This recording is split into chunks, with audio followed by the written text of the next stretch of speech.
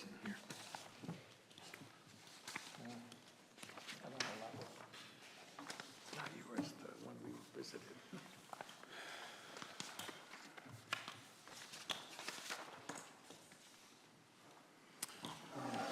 We're all here, everybody ready? Tim? Yeah. Well, yes. Yep. Good.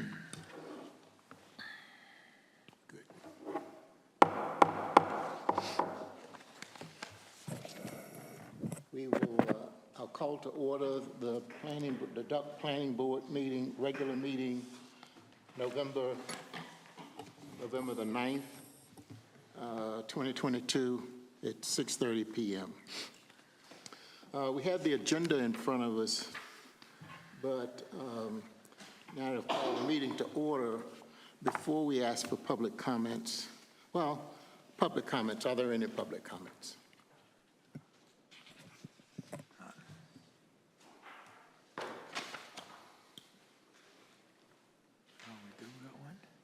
I wasn't sure. Excuse me. My name is Duke Garrity. I'm with the Outer Banks Home Builders Association. I'm the Government Affairs Director.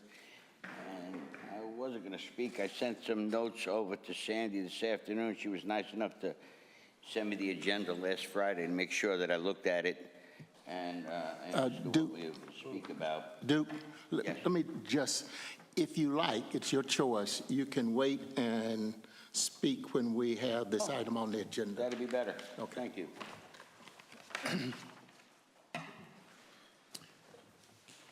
Any other public comments? Hearing none, we'll bring public comments to a close. And Tim, did you have some comments you wanted to make? Yes. Mr. Chairman, I make the motion that the Planning Board recognize the years of wonderful service of Joe Bakaitis as Chairman of the Planning Board, and we recognize his accomplishments at this time. It's been moved and moved that we recognize Joe Bakaitis's years of outstanding service as the Chairman of the Duck Planning Board. Is there a second to the motion? I'll second. It's been moved and properly seconded that we recognize Joe Bakaitis, who served us for 10 years, from 2012 to 2022 as the chairman. All in favor say aye. Aye. Aye. All opposed, no. It's a unanimous vote. Joe? Thank you. Would you join me and Randy and Mark and Tim at the podium, please? You're going to hurt me? Yes. Don't worry, it's in a public meeting. It's payback for all those years. And Sally?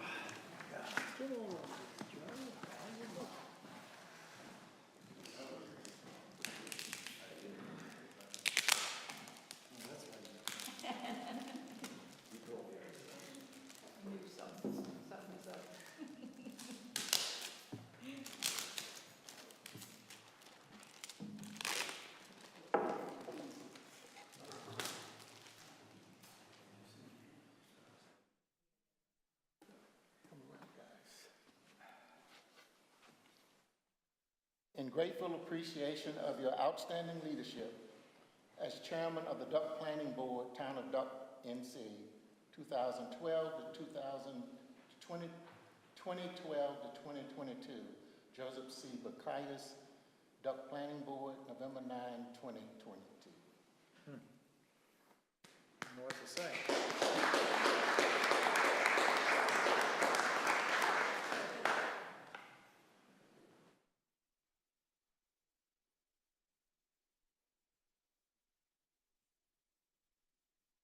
Enough? Speech. You can hold this for me. I don't have anything to say except to the great people that I worked with and people like Sandy, this Sandy over here, and Joe. It's been a pleasure. I hope I got another 20 more years in me.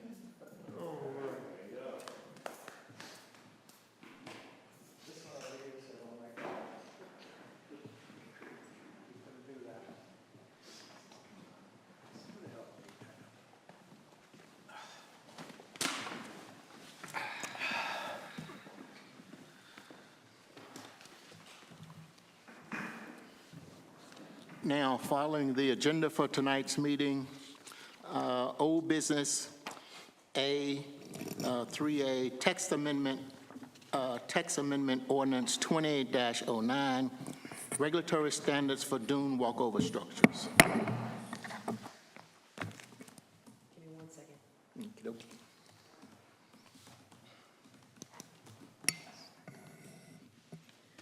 Doing double duty here.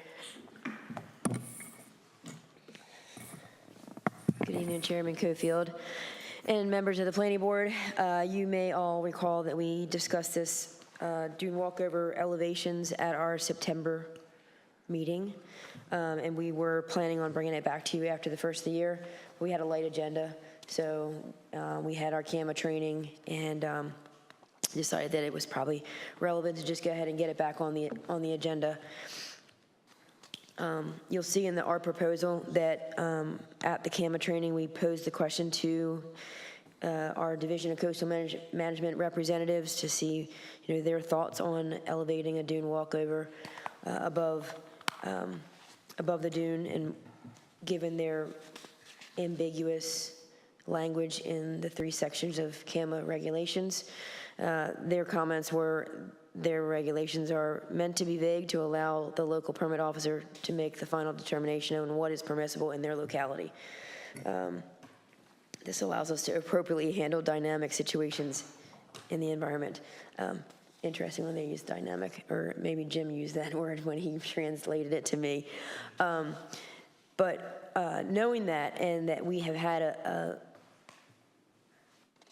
a regulation in place that has a standard since 2013, understanding that there's a request for some flexibility given the different nature of dunes in different areas.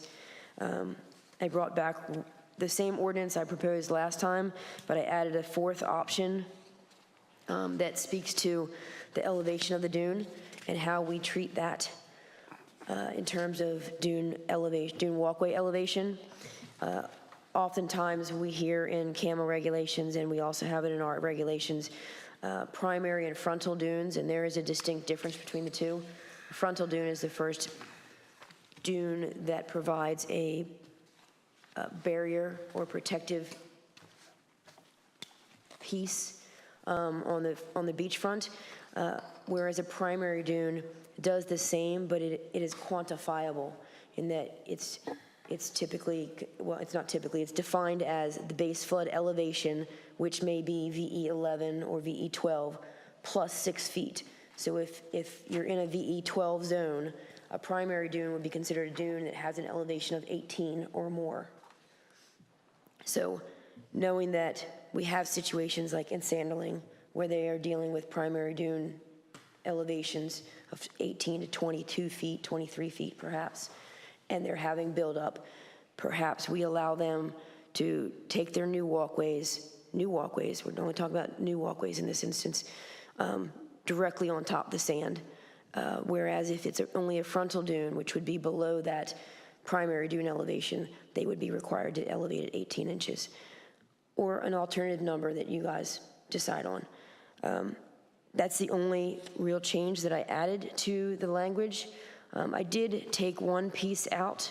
Our language says, and shall extend east of the seaward vegetation line.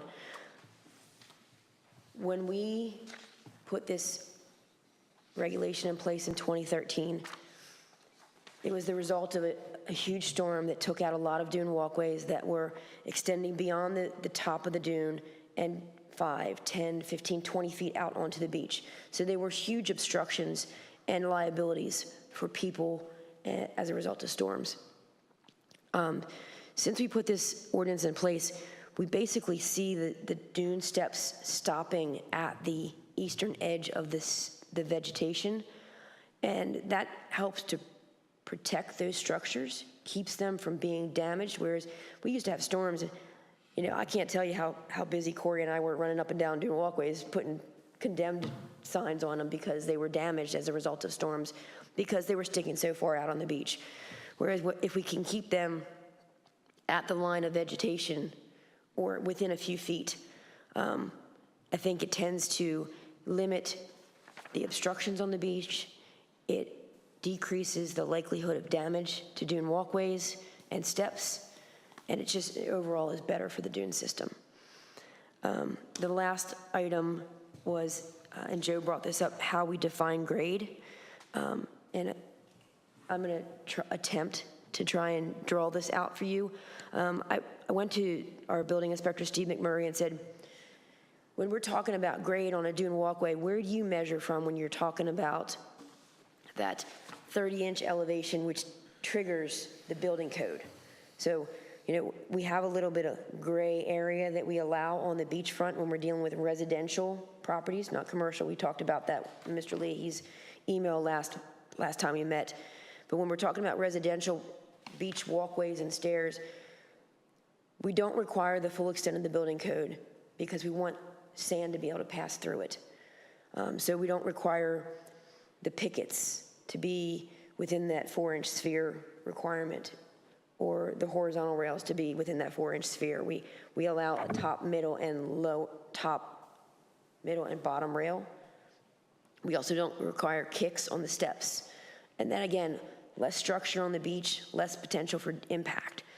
So I asked him, where do you measure from for that 30 inches? And so I'm going to attempt to show you and how I ended up interpreting that very question about 2 weeks ago. You may recall we did this rudimentary drawing last meeting. I'm going to try and use that again. Betsy, I'm sorry if this doesn't show up on the video. Okay.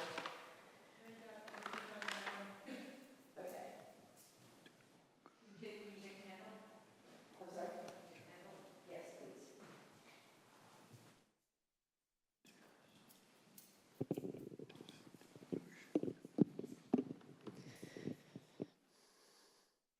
It's really bad drawing. Feel free to come forward if you want to see the diagrams. All right, so just to recap from the last meeting, this is the bottom of our walkway that's going basically through the dune, all right? Sand's built up, we're dumping it over here. We're digging it out, we're throwing it over here. What Steve did, and what I ended up doing in this situation up in Palmer's Island, as a matter of fact, for our slaughters, I took a tape measure and went out to the point where I reached 36 inches. So however high I needed to go to get my tape measure out, 36 inches, that's where I started my adjacent grade. We did that because ties in with kind of the pool barrier concept where you have to have this much distance, but we don't have that defined, and it seemed reasonable because you have to keep in mind, when this gets buried, where is the sand going? Where are they digging out and putting the sand? They're putting it directly adjacent to that. So if we give them all the way to the top as their adjacent grade, and then you go up 30 inches, you're looking at like a 5-foot-high walkway. Some people want that, some people don't. So where do we find that balance? Well, that's what you guys just need to decide. And we can put in place something that says this, or we can put in place something that says that, or we can evolve it into a policy. We're already working on a dune walkway policy that we've been dealing with Mr. Leahy on. So we can implement that language into that policy on how we deal with adjacent grade when we're talking about the elevation requirement, or we can put it into the ordinance language. Whatever the board feels is best. Sandy, if I'm understanding correctly, that lower part there is existing walkway? Yes. And when the sand comes in from the wind blowing, northeast wind's blowing, fills up and they shovel that off to the side? Right. Okay. And so, my policy as a CAMA LPO, which is separate from this ordinance, is that if you're not maintaining your walkway and it fills up more than 18 inches, recurring number, then you need to start thinking about building up and over. And the question becomes, if you're going to build up, do you need to build up 18 inches, or can you just build right to that grade? You could argue that building up that 18 inches is going to give you a couple years, maybe several years, maybe many years. It depends on the conditions at your property. If you leave it at grade, you may find yourself digging out all the time. Ultimately, our goal is to preserve the dune, and whether that means you can dig out or not is not a decision for me. I can only tell you what, from a CAMA perspective, and from an LPO and someone that's been out on the beach for the past 20 years in Duck, this has worked for the past 9.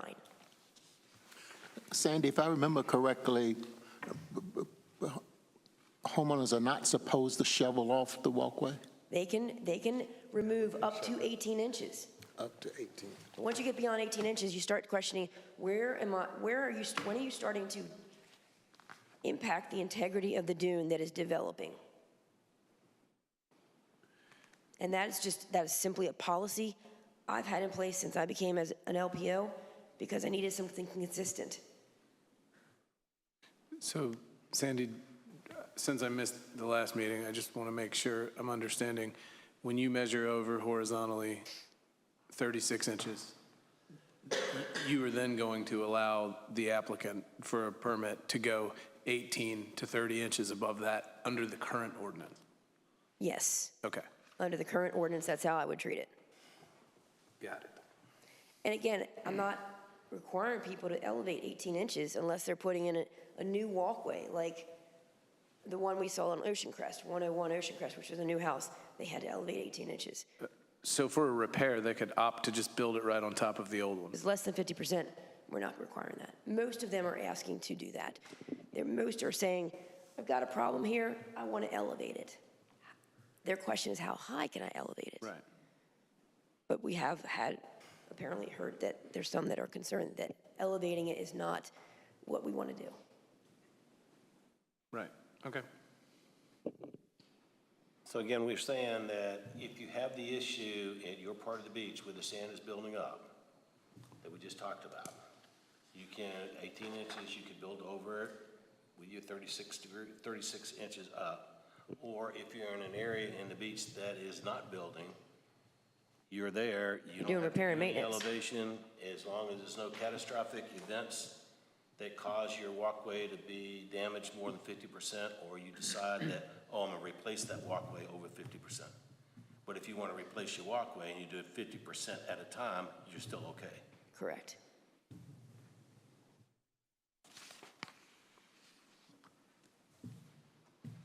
I'm waiting for Tim. Any questions? No. Should I leave this up so you guys can see it? Yes. Okay. Is that going to be a problem up here for you, Betsy? Okay. I said the Slaughters. This is Frank and Taylor Slaughter from Palmer's Island, so that's what I was referring to.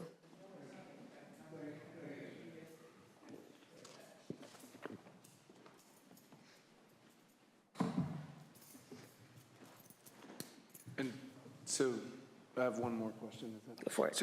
So option 4 in the ordinance, the draft ordinance, is basically,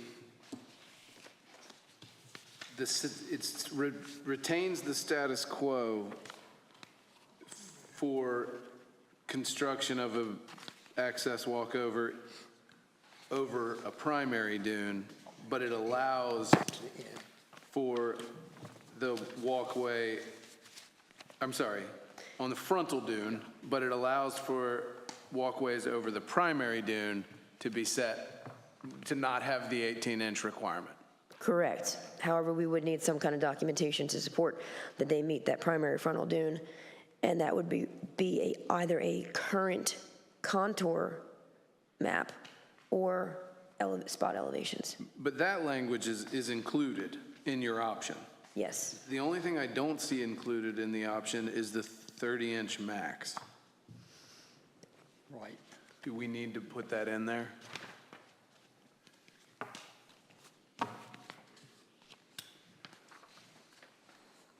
or is that elsewhere in the ordinance? That's elsewhere in the ordinance. Okay. That's in in- section 156.124. I got you. It's just below. Right. Okay. So you have a definition, and then you also have the regulatory requirements. So, but in there, the language says primary dune. Do we need to say frontal dune also? Primary or frontal dune? Because the 30 inches max applies for both. Correct. Yes. Okay. So we would just add and/or frontal. Yes. Okay.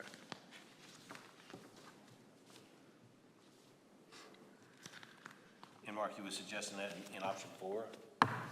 Yes. See, option 4 says nothing. Well, option 4, I think I might have messed up my options, actually. option 4 under 150, no, sorry, under 94.04. All the way near the back, at the back. Says it's under this one right here. Well, so that's the second part, so that's the 30-inch part. But this option 4 is under from 94.04. Well, do you have to go, in your proposal, do you have to go pick both option 4s or both No. option 2s? I think that's where, I think I messed up in Yeah. that. I think that option 1 in part 2, which is 156.124, speaks to the underside of the primary frontal dune across a frontal dune shall be a minimum of 18 inches and maximum of 30. The underside of the dune walkover across a primary dune shall be a maximum of 30 inches above grade. It doesn't say that it has to be elevated at all, but it can't be more than 30. So in this recommendation, we could go with option 4, and then on the part 2, option 1? Yes, sir. Okay. Okay.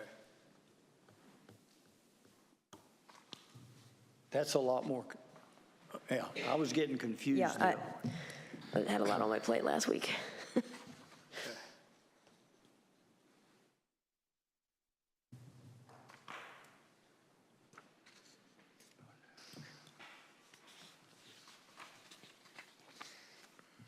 Sandy, if I read through this correctly, none of the other towns have implemented such a procedure?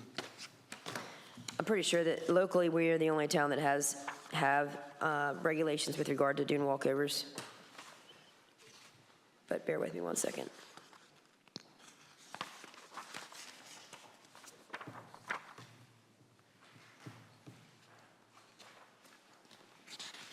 That's what I read, I just wanted to. Southern Shores has a very similar regulation. In fact, I think they may have even taken it right out of our playbook, or they may have done it before us because their ordinance was put in place in 2002, 2005, and 2012, I'm sorry. There has a walkways and steps constructed on the frontal dune will reasonably follow the contour of the dune and will be placed at least 18 inches and not more than 24 inches above natural grade.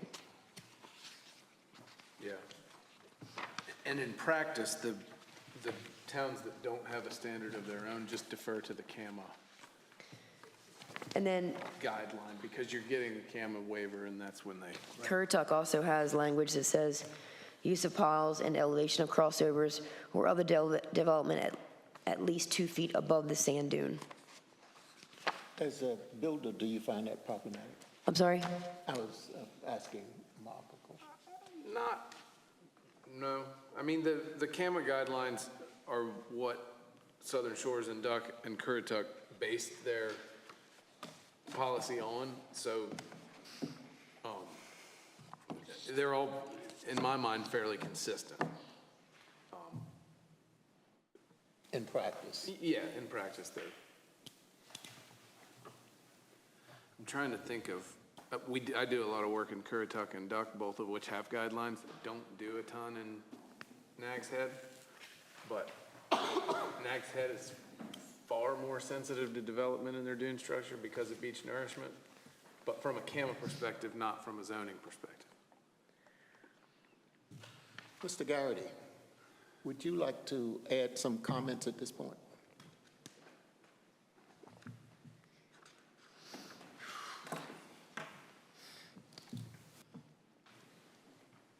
If you don't mind identifying yourself again, please. Hey, Duke Garrity, Outer Banks Home Builders Association. I don't have a lot of comments. I mean, originally when I looked at this, is why I didn't come to the planning board meeting in September, was that we didn't have a problem with it. It sounded normal. 18 inches to 30 inches gives you a lot of leeway.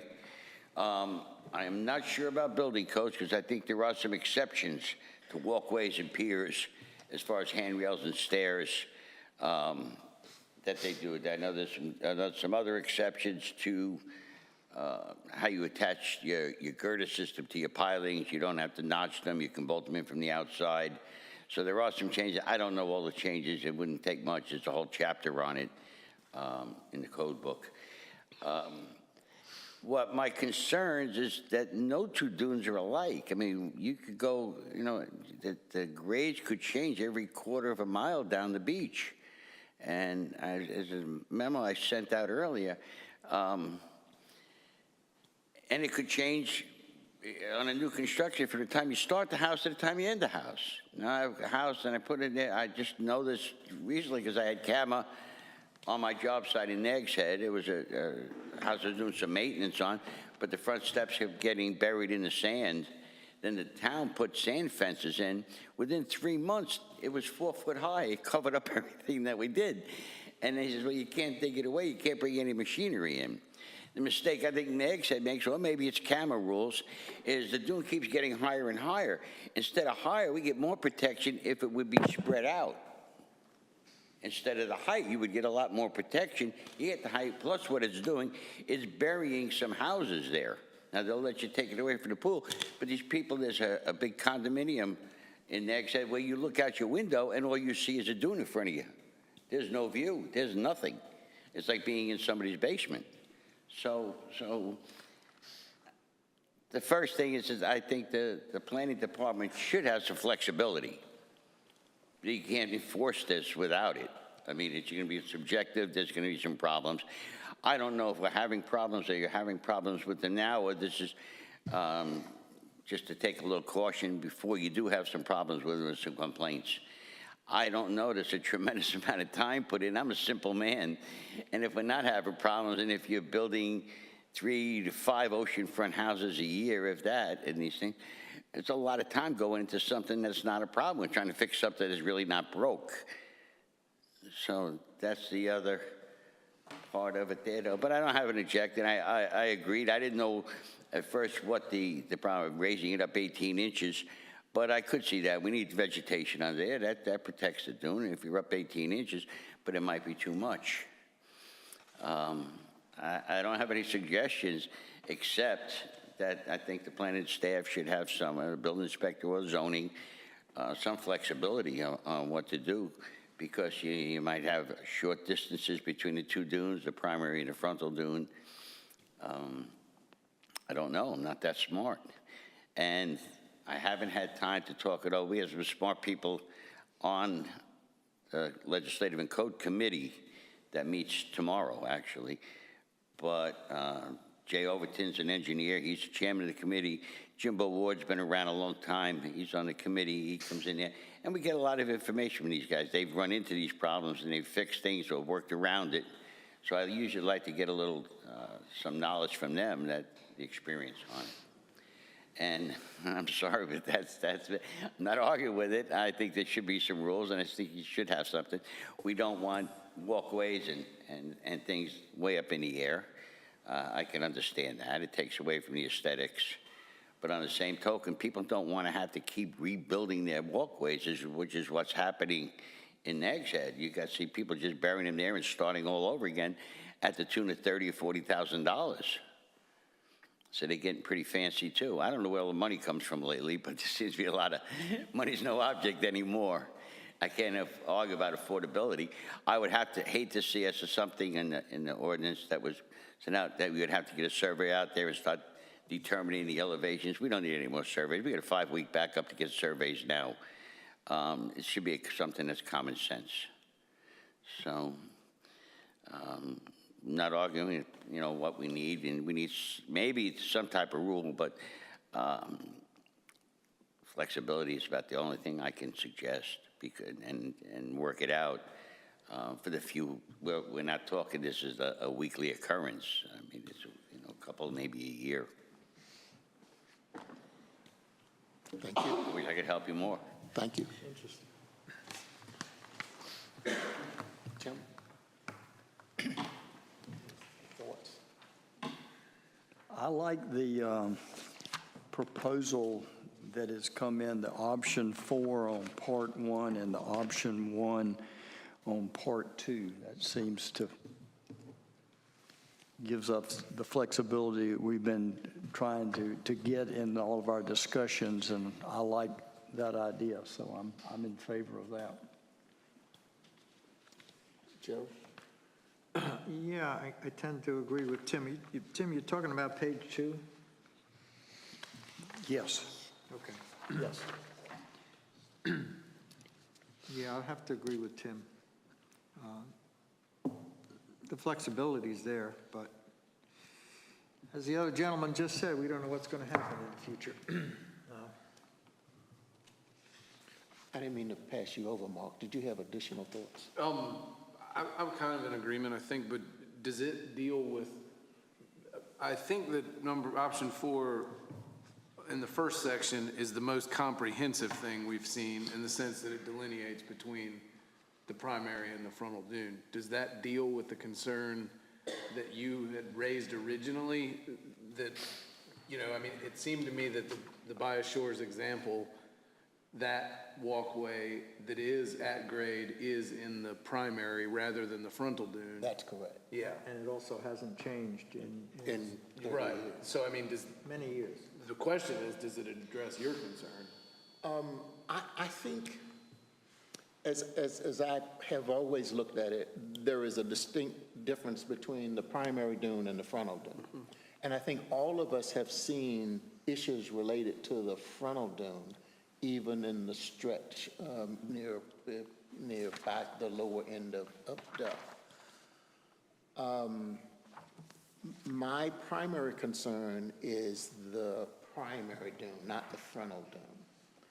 And I still don't see the need to implement a regulation such as this as it relates to the primary dune, not the frontal dune. But that's what the language, That's what we've done. Even if we reconstruct the whole walkway, if we don't do 50%, if it's a primary dune and you're reconstructing the entire walkway, you would be able to put it at grade. However, you would be required to provide some documentation that it's a primary dune. Okay. That's the, I didn't understand the distinction. Okay, that's fine. My concern is fine. Okay. Yeah? Yeah, Randy? I'm in agreement with with option 4 and in chapter 94, and then in 156, 124, option 1, I think that gives the flexibility that needs to be there. And there again, if you have a walkway that's not impacted with sand or a disaster, or an eager to build a new walkway, then you don't have to do anything. So I think that matches everything that we've been talking about. Sandy, I thank you for incorporating the differences that were flagged in the last few weeks. If there is no other discussion, I'll entertain a motion to approve. Mr. Chairman, I recommend we submit to the council approval of ordinance 22-09, incorporating option 4 of part 1, chapter 94.04, and part 2, subsection 156.124C1B, using option 1. What about part 1? Are you including, What was that, Ken? is part 1 included in there? Option 4 of part 1. Option 4. I'll second that motion. It's been moved and properly seconded that we accept the recommendation of staff concerning the dune walkover structures and the frontal dune as presented here. Do we need to point out in the motion that it's consistent with the land use plan? Or is that not Please. necessary? Oh, it is necessary. Okay. I would add that we believe it's consistent with the CAMA land use plan. It's been moved and properly seconded. All in favor, say aye. Aye. Aye. Opposed, nay. It's a unanimous decision.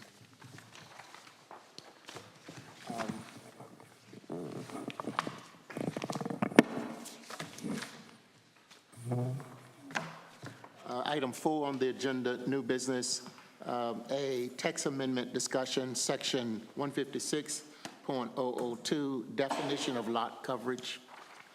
Thank you, Mr. Chairman. We have before you tonight, you may recall we discussed these allowances for stormwater management back in, let's see, went to council in August. So the planning board heard it over the summer months, and we had adopted some changes. The town had adopted things to clarify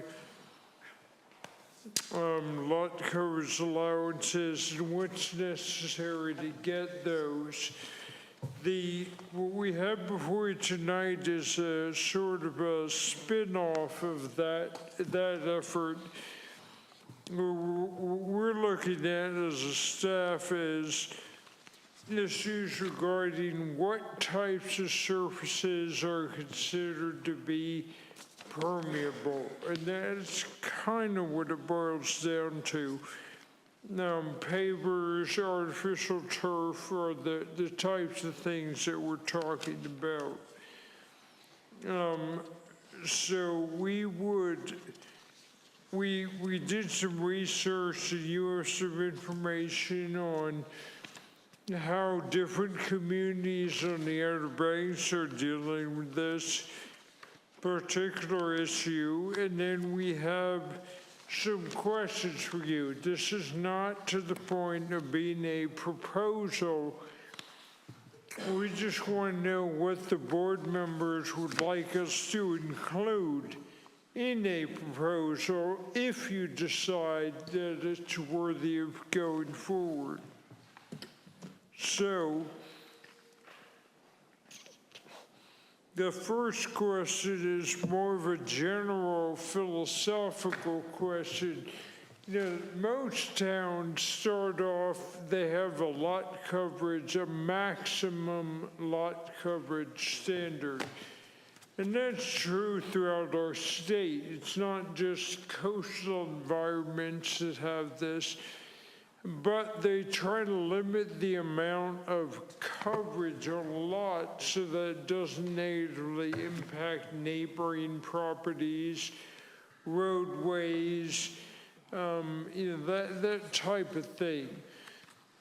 Now, what happens sometimes over time, and that has happened here in Duck, is that there was an allowance granted for 5% greater lot coverage if someone implemented stormwater management measures. So it took it from being an overall lot coverage issue. We're looking at our engineer, I'll use his terms, we're looking at the intensity of development. In other words, how much development should occur on a lot.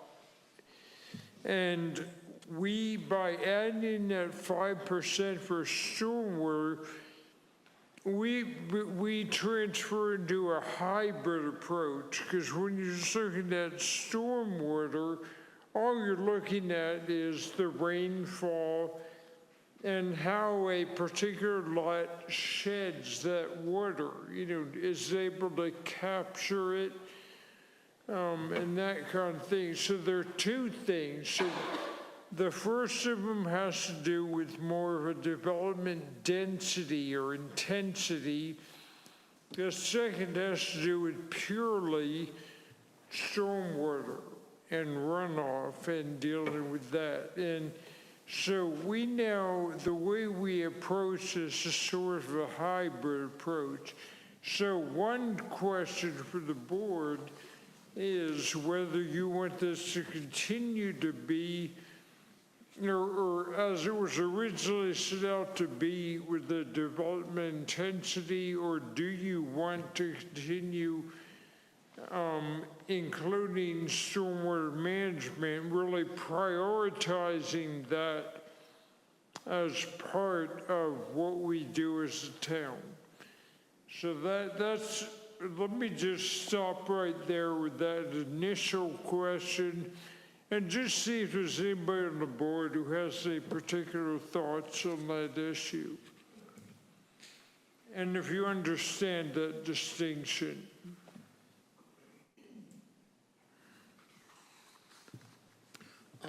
If I'm understanding you correctly, Joe,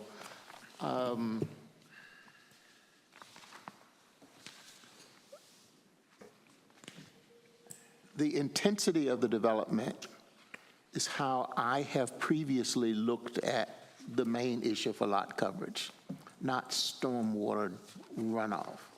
And I think that's the way probably most people look at it, just the intensity, how much of the lot is covered by building, et cetera. I'm not sure the question you were asking, but that's how I have looked at it. Okay. So the way we've been interpreting it, if you're looking at just intensity, with that limited to only 30% lot coverage, and you can't even consider that additional 5% which goes into stormwater management? Well, I think what it does, by asking that general question, it looks at our approach. Do we want to allow something that for stormwater management purposes only to increase the intensity? And that's, we allow it now. There is no interpretation involved in this. This is in our ordinance already. But what I'm asking is whether the board members, and you've answered, Chairman Cofield had answered with his thoughts on it already, but whether you wanted this to be viewed as just an intensity thing, or whether you want to create an allowance. Basically, what the town has done is we have an incentive of 5% greater intensity for people who add in stormwater management into their development plan. But this would not take away that incentive, would it? Well, we're not proposing anything. We're just asking the board members that question as to whether you feel that's an appropriate approach to use. Because that's what we're currently doing. Okay? All right. So would it be fair to say that my sense, and I thought this was kind of always the general sense from dealing with it in municipalities that take a stormwater management approach to their lot coverage versus municipalities that take an intensity of development approach.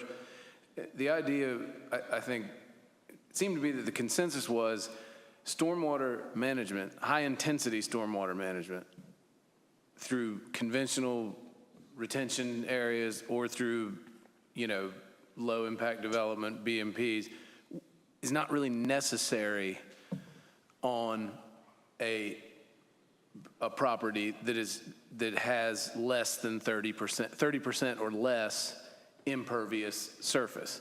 Now, different towns and municipalities have different definitions of what is and what isn't impervious, which creates some variability from community to community. But my sense was that the consensus was you didn't need aggressive stormwater management as long as you stayed under that 30%. And Didn't need it? you don't need it. Because 70% of the lot is essentially absorbing water, or the lot was already on a hill and its water was already going to its neighbors. It's just not changing it. It's moving. Right. So I think the consensus from municipality to municipality was that, whenever you went over that, you certainly needed some stormwater management mitigation. And then it just depends on how you slice the definitions as far as what's permeable. So, I just feel like it is both in so many of the surrounding communities, and it has been both in Duck, both a density and a stormwater concern, that if we're going to make changes moving forward, it would be consistent with how the ordinance has been interpreted to stick with that approach. Okay. Which is sticking with both. Yeah, that under 30%, and the assumption being that under 30%, you just can't do that much harm stormwater-wise when you have 70% permeable soil. Right. But if you need to for some reason, and the Currituck County has kind of gone in this direction where they're requiring stormwater mitigation for lots that don't go over their lot coverage requirements, but just happen to be higher than their neighbor's lots. From a contractor's perspective, that's absolutely ridiculous because you're penalizing someone who purchased a lot that was higher than their neighbor. So I'd hate to see us go in that direction. But that stormwater is a concern, particularly in communities that have small lots and central sewer systems. Okay, well, I saw a lot of nodding heads as Mr. Murray was outlining that more eloquently than I. And so with that, I think there is a consensus on the board that you still want to use a hybrid type of approach, based on the intensity, but still have that allowance for people, encourage them to do the right thing in adding stormwater management features if they want to exceed that. So that question's been answered, and we'll continue down that path. So the main point then is so now we'll get back into the details, and the main point there is just how do we define and treat different types of surfaces, many of which are relatively new. I mean, everybody's heard of them. They've been around for a while, but as far as staff being asked to look at these and consider them to be something that is completely pervious, or at least the 60% level. We've seen things like I mentioned before, with certain types of pavers and artificial turf.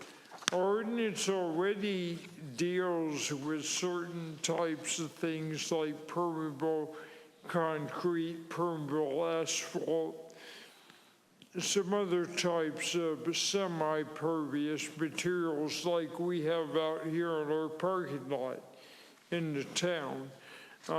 But as we go forward, how do we go about adding in and documenting these other types of surfaces? And again, we've included some wording from ordinances in other communities. I'll just touch on a few key points. Currituck County is on one end of the spectrum where they actually require an engineer to document that these materials do what the contractor's saying they do. You know, so they're requiring somebody, an engineer, if they want to grant that, like if they want to use artificial turf and the product is, you know, the specifications say that it's permeable as long as it's above a certain surface, you know, you don't have an impervious base. They're requiring somebody to get an engineer to document that. And, you know, so that's one end of the spectrum there. Other ones, just to touch on, Keller Hills, you see, has some things in there with the exception for pavers and turf. Kitty Hawk has a reduction. Joe, can I interrupt you just a second to ask, Sure. just ask the question? So the sidewalk that the town, the Duck Trail installed a couple of years ago between South Snow Geese and North Snow Geese, Okay. would Currituck consider that an impermeable material? Currituck would require an engineer to certify it. So They it's would- possible, yeah, but they would yeah. have to have a certification on it. What is that material, Sandy? It's a, It's a permeable concrete. The sidewalk between Snow Geese Yeah. and Snow Geese is permeable. Does Currituck at this point require a maintenance program for their, I do not believe so. We don't, Okay. we're not aware of that if they do, Which is critical. which of course is, yeah, Well, but because it also depends on what product you're talking about, whether you're talking about for permeable pavers. concrete, it is Permeable critical. concrete, absolutely necessary. Permeable pavement, highly likely it should be included. Artificial turf, different situation. So you have three different products that we're really got in our brain as items that we're being asked to consider without much backing. Can you give an example where artificial turf is being used and suggested as a permeable material? Artificial turf is going around in-ground pools at a high rate. And With what there kind of are surface under holes. it? There's usually 4 to 8 inches of rock. So is there permeability? Absolutely. What level do you need if that rock to be considered 100% permeable? I don't have that answer. Would an engineer there in that situation be required to make a determination as to permeability of that? that's what Currituck Currituck, County yes. is asking them to do that. They're the only ones. Right. But, you know, if you look at Nags Head, they are getting the manufacturer specifications as we're doing now, but just on a staff level. So Nags Head is a little bit bigger than us, is a little bit more money, and they actually they have a town engineer, David Ryan, and he evaluates those. So they actually have someone on staff who is qualified to do that. So it is a little different. We're not proposing anything of that nature here. But that is something that is difficult for us. It's challenging for us to make those kind of determinations as we are not experts. So we're relying on manufacturer specifications and things like that. So the manufacturer has specifications to say X amount or percent of permeability, that this is what you do. But how do you make sure that the developer did that? And that could be part of the ordinance in question. So again, we're asking you, and you're helping us brainstorm right now, in terms of asking the right questions to, we may need to put something in a proposal if the board wants to move forward with something that says, here's how we do that. I'd just point out that the engineers, I mean, I can't speak for them because I'm not one, but I use their services often. And even for engineered lumber, all they're doing is reading the manufacturer's specifications, and they are another layer of, what they're doing is basically absolving, in the case of an engineered beam, absolving the building inspector of responsibility for our proper installation. They give us instructions that are consistent with the manufacturer's recommendations, and that then takes the liability off of the town official. I think there's a cost associated with that, so I think the contracting community would be, I personally would be more inclined to encourage an inspection of the subbase that it was installed per the manufacturer's instructions.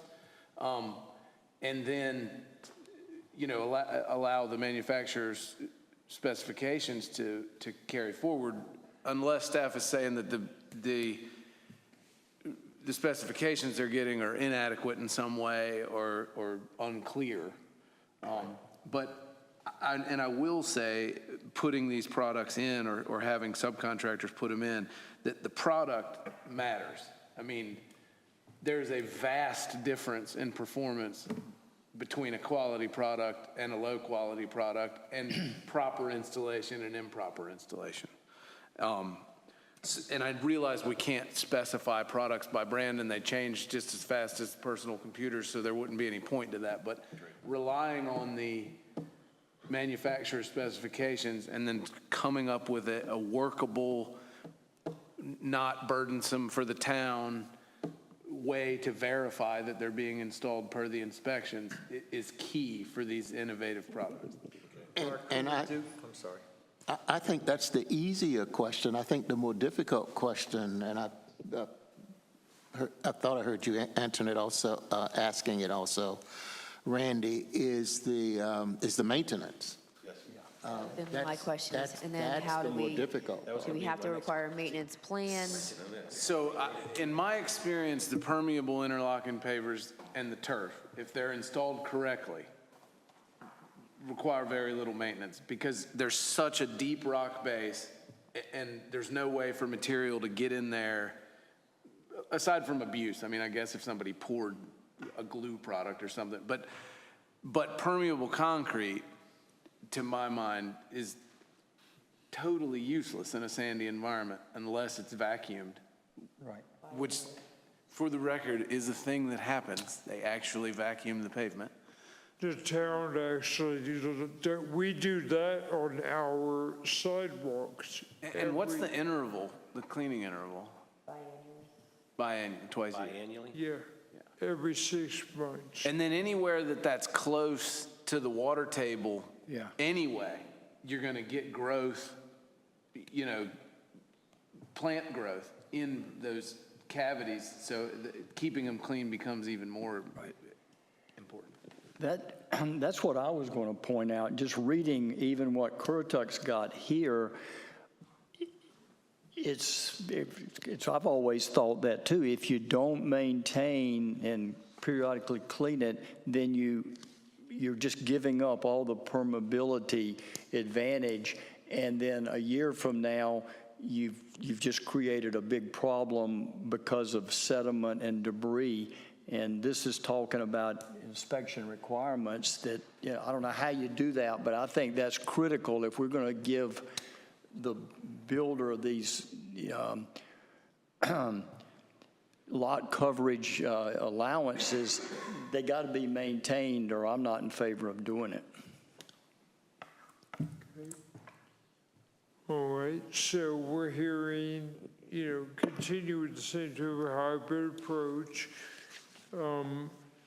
Create allowances for some of these newer, relatively newer, but products that aren't defined in our ordinance already. And the important parts of that are that it be installed per manufacturer specifications, that there be some means of verifying the sub-base. That may be the most important element of that. And then the last thing I heard was that there be maintenance standards put in place for those types of products would be required to maintain the permeability, such as permeable asphalt or concrete. Was there anything else that the board members, any other thoughts, ideas, or questions that you have that we could answer as we put together a proposal for you? Well, there's one question I had, Joe, that when we talked about the artificial turf, and that is going around in pools now, and I've seen it, Saga's doing some development down in, I guess it's Kildare Hills, and they're using it a lot there. The maintenance associated with that, is that a requirement? And Mark, you may know that. I mean, is that different, or is that just put it into place and it's so deep that you really don't have to worry about it? With the turf? Yeah. I haven't seen a problem with that, because even from a maintenance perspective, even if we don't count bare sand in a yard as lot coverage. So if you've got an 8-inch rock base and blowing sand eventually fills the 8-inch rock base, it's no less permeable than undeveloped ground. The fact of the matter is, when the turf or the permeable pavers are put down initially with their 8-inch gravel base, they're not more permeable, but they're actually a storage facility of water, because the space between the grains of gravel is more than the space between the grains of sand.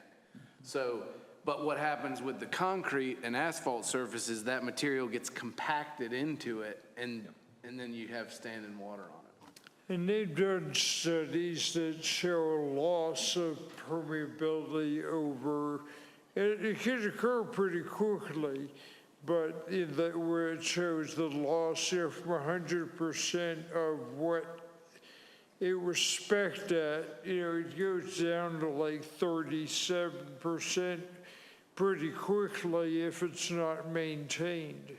And so I think that is an important element that you identified.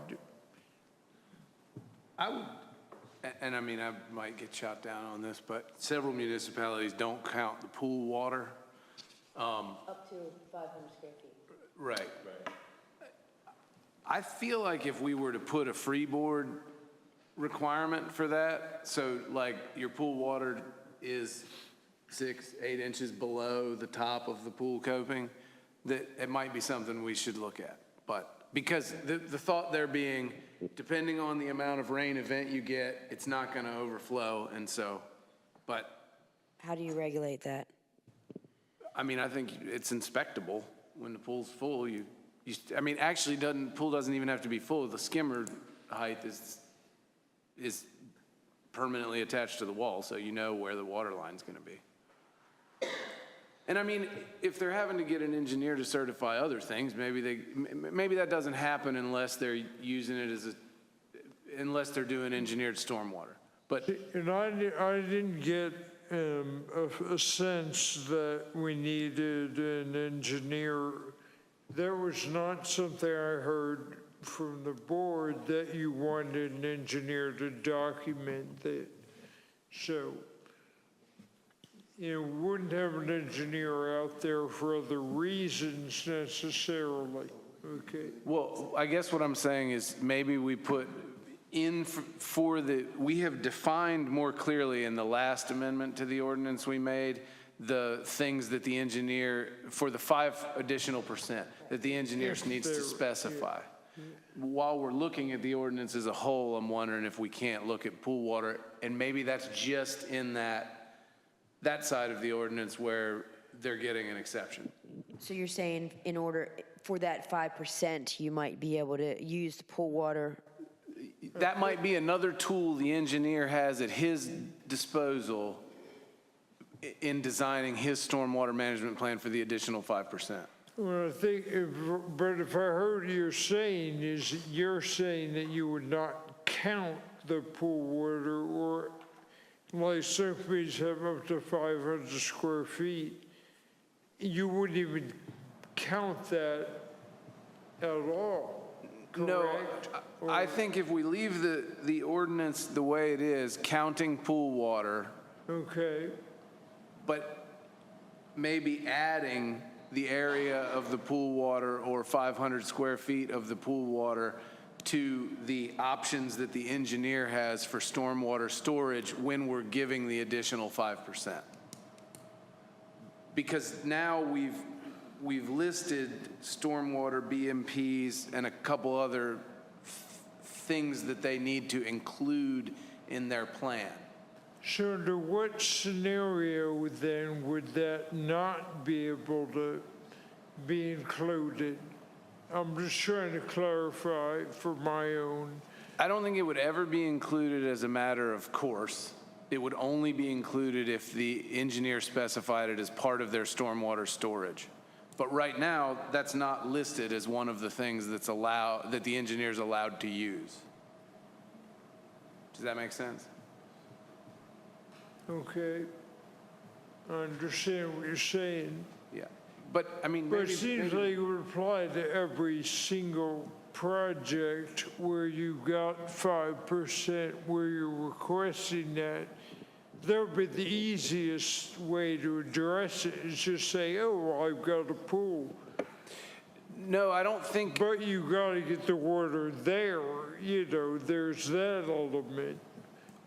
I think what I'm saying is that the engineer could say that they're not going to convey water to the pool, but the water that falls over the pool that's less than an 1.5 inch rain event is not going to fill the Would not pool. be counted in the calculation is what you're saying. Right. Okay, okay. Makes sense to me. Yeah, and I mean, as we discuss it, maybe that's the consensus of the board, maybe not, but seems reasonable. It's okay. Because the pool is able to carry 4 or 5 inches of water. Right. But At what point would you make this calculation? I mean, when would the pool be examined? When it was first filled, after the rainstorm? no, so No. if somebody wanted to get an additional 5% lot coverage, and the approach they were going to do that would be to get an engineer to sign off and say, these are the stormwater management installations we've put in to deal with the stormwater. Okay. We've given a list of tools that are allowed to be used in the ordinance. That was the change we made earlier in the summer. What I'm saying is if an engineer is able to certify that in the rain event that they're doing calculations for, the pool will not overflow. And at some point, if the water goes above the skimmers, they have to pump the water out of the pool to make the skimmers work. So obviously they can't, that's why the engineer needs to look at it and say the pool can hold from its normal water line a 1.5 inch event, so I'm going to subtract that coverage from the calculation. Makes sense to me. Okay. We went way further into the Yeah, weeds. kind of a different issue, but Direction worthy, than I was expecting. of consideration. So that's another point we can look at. Is there anybody who has a concern about that?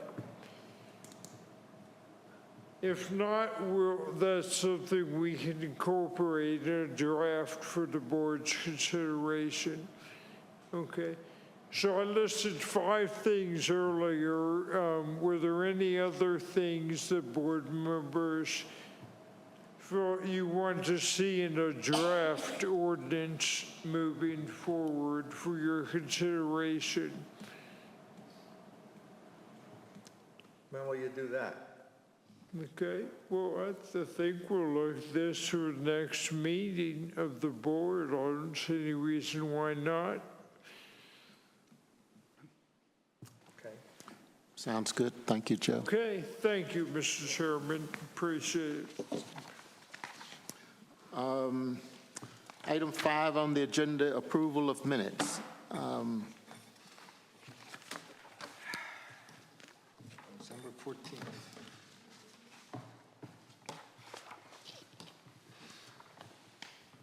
Hearing. I can't make a motion because that wasn't me. That's right. I would make a motion that we approve the minutes from the regular planning board meeting on September the 14th, 2022.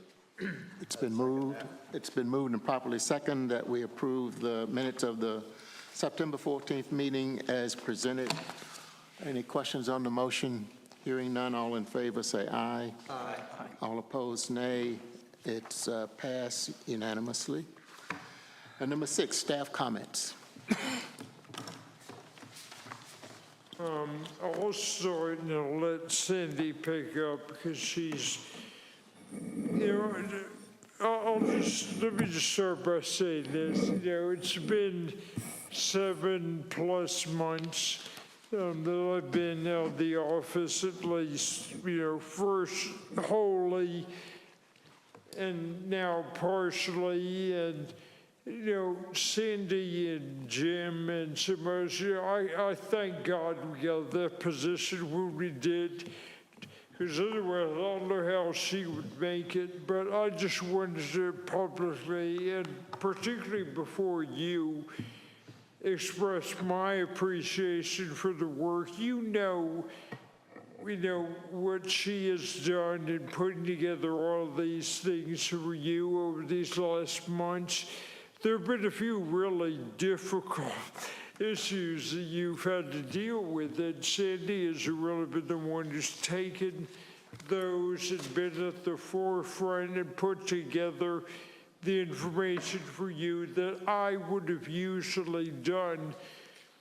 And that's in addition to the things that she usually does. So I just want you to appreciate what she has done over these last months to really step up and, and keep things rolling along for you and, and dealing with those issues. So, but having said that, I did want to give you a few project updates, and then I'm going to let her talk about a few other things. So we do have, if you haven't heard, our coastal resiliency project up here in the northern part of Duck Village, between former Resort Realty and Sunset Grill. That is going to be delayed another year.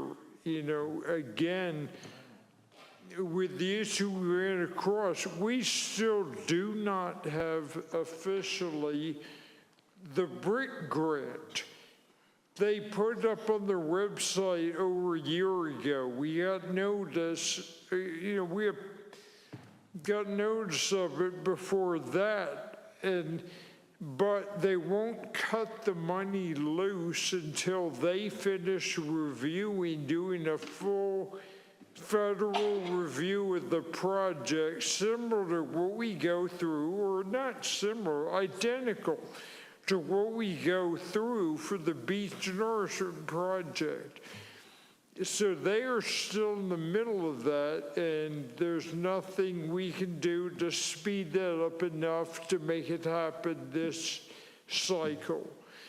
The other thing we do is environmental permitting through CAMA. We are going to need to ask for a variance at some point from them in order to add fill to plant the new marsh grasses in certain areas of that project.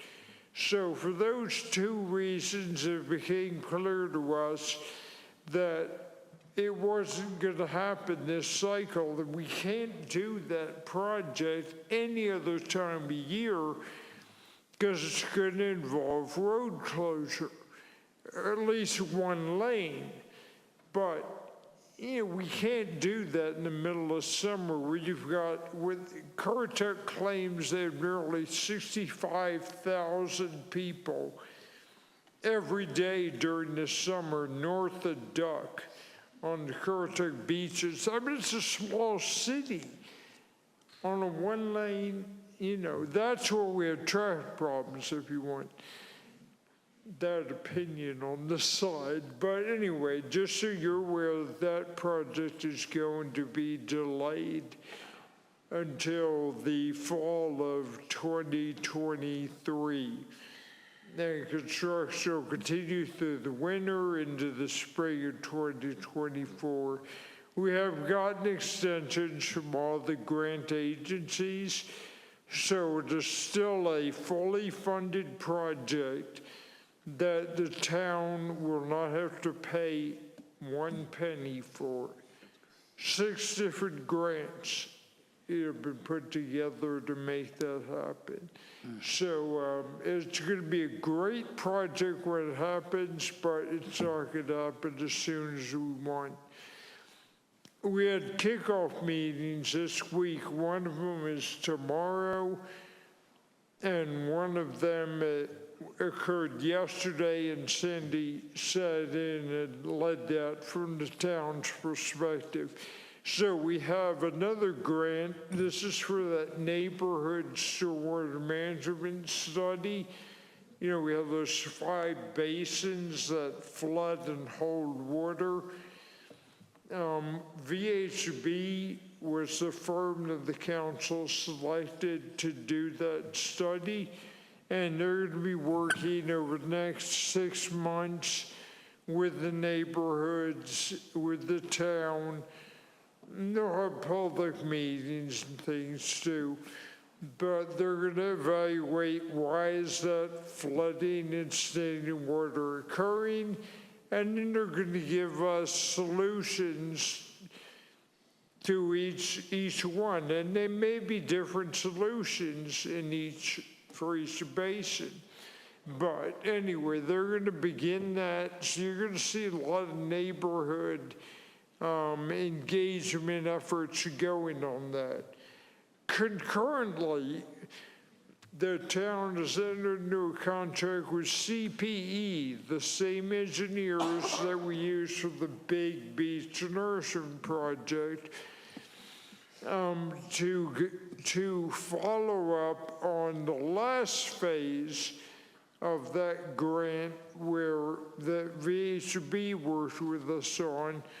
But they're going to be doing some more neighborhood engagement and evaluation of our hazard mitigation plan, land use plan, to develop a more comprehensive list of projects that we can then take that and go out and find money to help the town achieve those goals, to build those projects. So they're going to help us update and make a more comprehensive list of priorities. And so that's also going to be going on through January. That's a shorter effort, but just so you know, those 2 things are occurring concurrently. So there should be a lot of opportunities for people to have input in the community relating to both of those. So I just want to give those updates. Any questions? No, thank you, Joe. I think I can speak for the board and say that for all our members, that we absolutely recognize the work that Sandy's been doing over the last some odd months. And I've certainly had a feeling that that was in addition to her other responsibilities. And Sandy, your hard work has been recognized, I think, by all of us.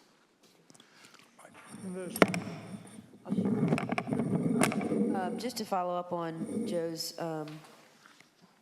support the Resilient Coastal Communities Program Phase 3 that kicked off yesterday. We do have some tentative dates set for some focus group engagement, and that's going to begin on November 29th, November 30th, and it conclude on December 1st. And following our focus group engagement, we will have an open house that I anticipate will be on Thursday, December 1st, probably sometime late afternoon into the early evening. So if there's interest for you, I would certainly put it on your calendar. We'll have more information coming out in the coming days with details. Beach planting, we had our first beach nourishment meeting here in the town today, earlier around 1:30. They are currently delayed because of the weather conditions, but we are anticipating that they'll begin moving equipment up through Southern Shores as early as Saturday or Sunday, and with the hopes of getting started in Duck in the next week. That also leads me to beach planting, which is supposed to start on Friday. Weather conditions on Friday are not looking very optimistic, so I'm probably going to bump that date to Saturday. 5 years in running, and we haven't missed a Veterans Day. This will be the first. I hope that's not a sign, and if it is, I'll hope it's a good sign. We're still trying to get our duck trail improvements for this year underway. We've been waiting on surveys and easement paperwork, which needs to occur since part of the existing trail exists on Sanderling Property Owners Association property, and I'm hoping that we'll get that bid out by the end of the year and have that completed before the season gets underway. Hopefully we'll have some more staff before the end of the year as well, meaning that someone that will replace Kay. That's all I have. Thank you, Sandy. Thank you, Joe. Item 7 on the agenda, board comments. Any board comments?